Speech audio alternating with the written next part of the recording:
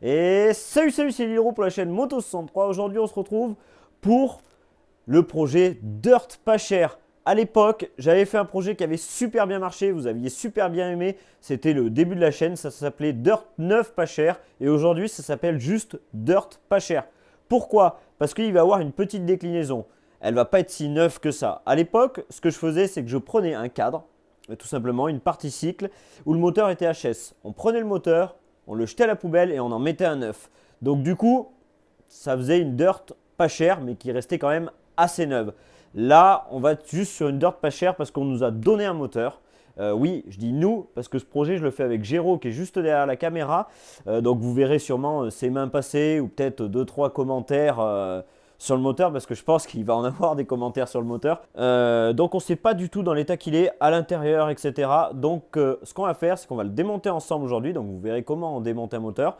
Comment on le vérifie surtout. Donc on va commencer par vérifier les soupapes, si elles sont bien étanches. On va vérifier le cylindre, on va mesurer l'ovalisation, la conicité du cylindre. Enfin voilà, si il peut encore fonctionner et on va vous expliquer comment on fait pour mesurer tout ça. On va vérifier les roulements de vilo, les roulements de bielle. Si on voit qu'ils sont morts, on séparera les deux carters pour vérifier en plus la boîte, les roulements de boîte, etc.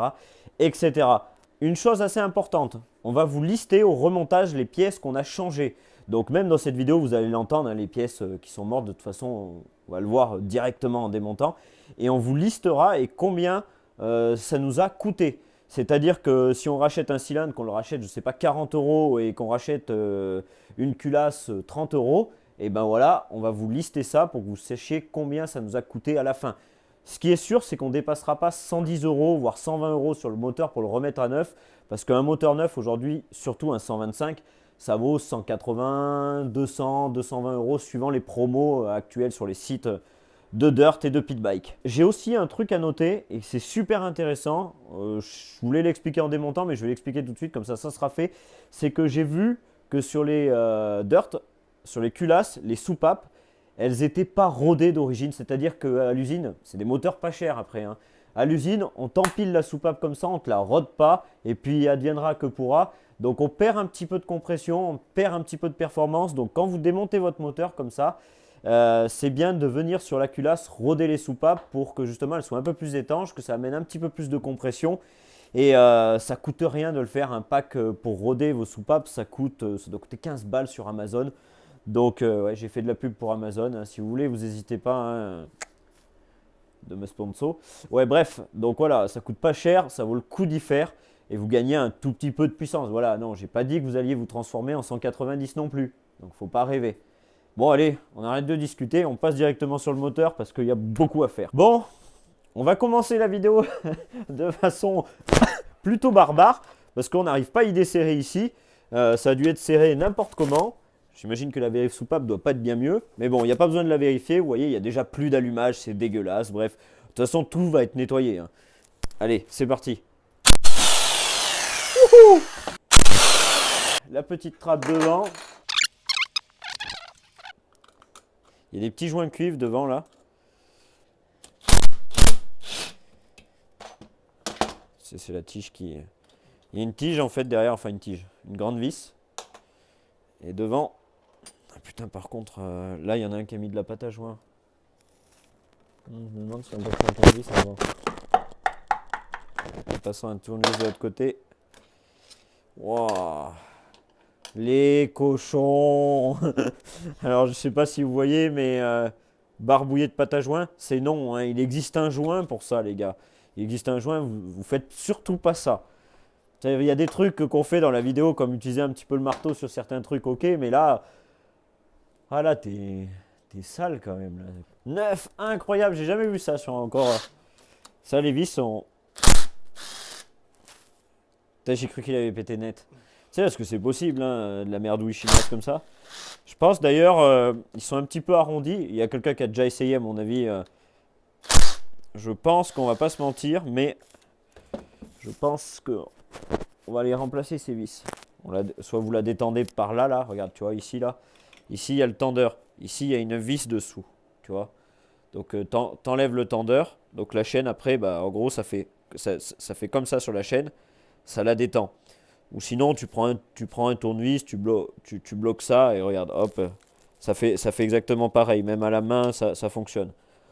Hop, la chaîne de distri, bon bah là, comme on la démonte, qu'elle est bien pourrie, regardez, elle est toute rouillée, je sais pas si tu arrives à voir. Normalement, tu dois y arriver à y voir.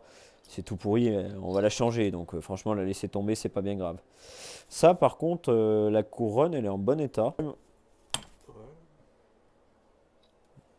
Vous voyez, on est vraiment en direct. Il n'y a pas de, y a pas de chichi. Bon, je pense que tu peux le remettre dans le sens. Hein. Là. Tu vois? Ah, écoute-moi ça, comme c'est beau. Bah écoute, il y a un pion de centrage qui reste. Donc vous avez, quand vous démontez ici, je sais pas si on va le voir. Ah, on filmait vachement bas quand même. Et donc là, je vais vous montrer. Là, vous avez un pion de centrage juste ici et un pion de centrage juste ici. Ce que je vais faire, c'est qu'on va vérifier vite fait si les soupapes elles le fuient ou pas. Donc là, vous reposez votre petite roue crantée, vous la mettez bien en face des trous des vis. Hop, et là, vous venez mettre une petite pince et vous mettez en PMH, c'est-à-dire que le point ici doit se trouver en face du petit trait, voilà, en PMH. Et après, on va pouvoir aller vérifier si les soupapes ou pas sont étanches. Donc derrière, bon, vous voyez des appareils de mesure, on y verra sûrement plus tard pour mesurer le cylindre, voir s'il est encore bon. Donc, est-ce que ça fuit dessous? Ça fuit ou pas? Léger, non?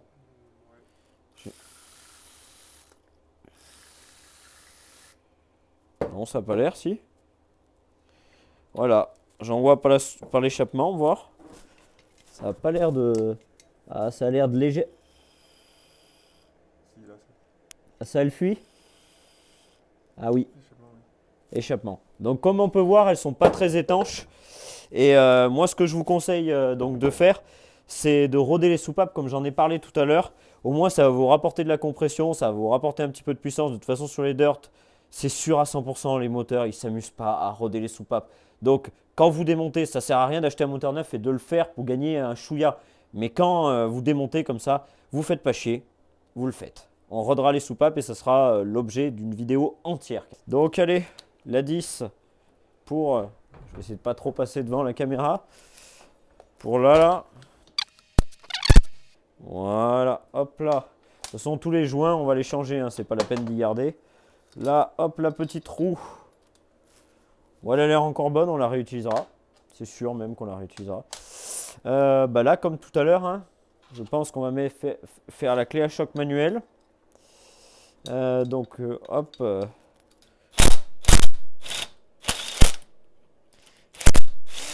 Nous avons beaucoup de chance. Je pense que cette vis va dégager rapidement. En mécanique, il ne faut jamais taper. Le mec, il y a des marteaux partout. Il ne faut jamais taper. Oh là là. Ouh là là. Ouh là là. Ouh là là. Ouh. Ben, tu sais que... Bah, honnêtement, il n'est pas si dégueulasse que ça. Il n'est pas si dégueulasse. On ne vous voit pas, on va vous le faire voir. Regardez. Là, on va d'abord nettoyer. Mais honnêtement, je pense qu'on va le réutiliser. Bon, le cylindre, on ne l'a pas encore mesuré. Je vais quand même le mesurer en off avec micromètre, pied à coulisses, etc. pour vérifier qu'il n'a pas d'usure, pas d'ovalisation, pas de conicité. Si vous voulez aller le faire mesurer chez un tourneur, vous pouvez aller le faire mesurer, etc. ou votre magasin de moto le plus près de chez vous.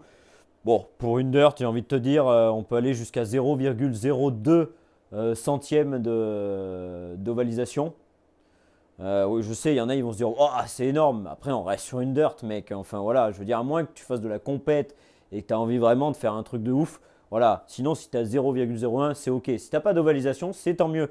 Là, franchement, celui-là, j'y ai passé un petit coup de rodoir quand même avant. Voilà, donc c'est ça, un rodoir, ça coûte pas très cher. Tu trouves ça sur eBay.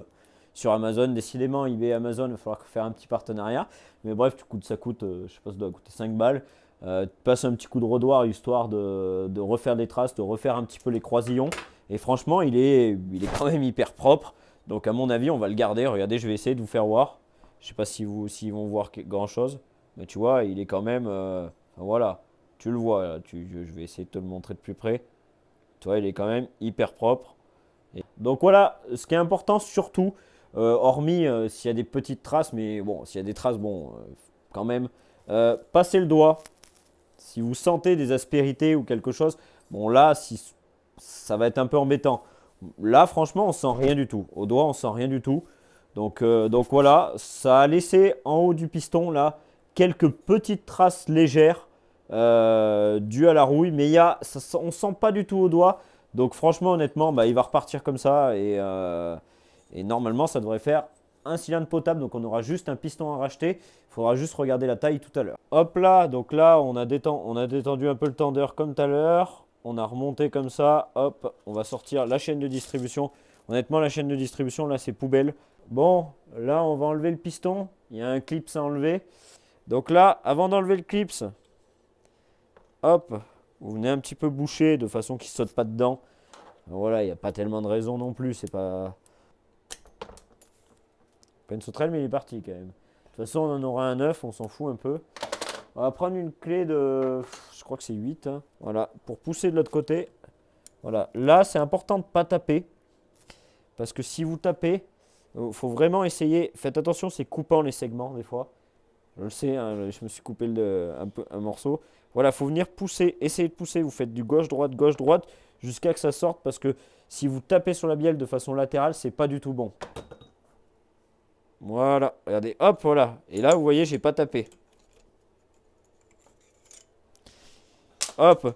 Bon, le piston, il n'était pas dans un super état, comme on peut voir. Il y a quand même quelques traces. Et encore, franchement, pour certains, même pour Géraud, il avait presque envie de le remettre. Mais bon, pour ce que ça vaut, je crois qu'avec les prix pro que j'ai, ça doit me coûter même pas 10 balles.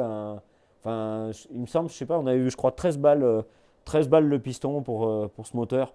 Donc honnêtement, pour 13 balles, on va pas s'emmerder. On va mettre un piston neuf. On aura une bonne compression comme ça. Bon, là, les vérifications maintenant importantes. Donc là, n'oubliez pas, il y a une espèce de petit joint torique. Faut pas l'oublier au remontage. De toute façon, on vous le dira au moment du remontage. Donc là, tu mets ta bielle, tu la mets au plus haut. Tu essayes de tenir de ce côté, ou si tu peux, et tu t'exerces une force de haut en bas. Je l'ai déjà dit dans 10 000 tutos. Haut en bas. Si tu as du jeu, on ne parle pas du jeu du vélo qui fait ça. Hein. On parle vraiment d'un jeu à cet endroit. Regarde, je vais te montrer. Tu vois, à cet endroit. Tu vois, tu fais de haut en bas. Comme ceci, regarde, je te remontre. Tu la prends bien en main le mieux possible. C'est assez difficile avec les transferts. Et tu essayes de regarder qu'il n'y ait pas de jeu. Donc, il n'y a pas de jeu. Latéralement, il doit y avoir un petit peu de jeu. Donc, de gauche à droite, il doit y avoir un petit peu de jeu. C'est normal. Maintenant, ici, tu vas vérifier. On ne parle pas que ça tourne. Hein. De haut en bas, d'en avant en arrière. Qu'il n'y ait pas de jeu sur le roulement de vélo. C'est le cas, il n'y a pas de jeu sur le roulement de vélo. Honnêtement, voilà, la bielle tourne nickel. Bon, donc vous vérifiez bien que ça tourne. Voilà. Donc, qu'il n'y ait pas de point dur. Voilà. Donc, t'entends le bruit ?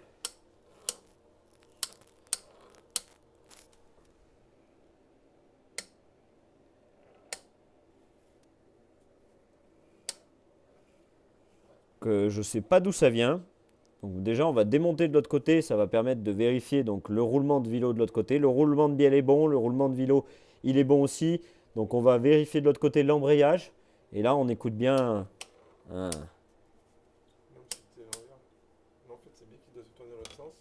Donc là, on a un petit clic-clic. A priori, on a l'impression que c'est du côté du kick là-bas. Donc on va démonter de l'autre côté et on va vérifier.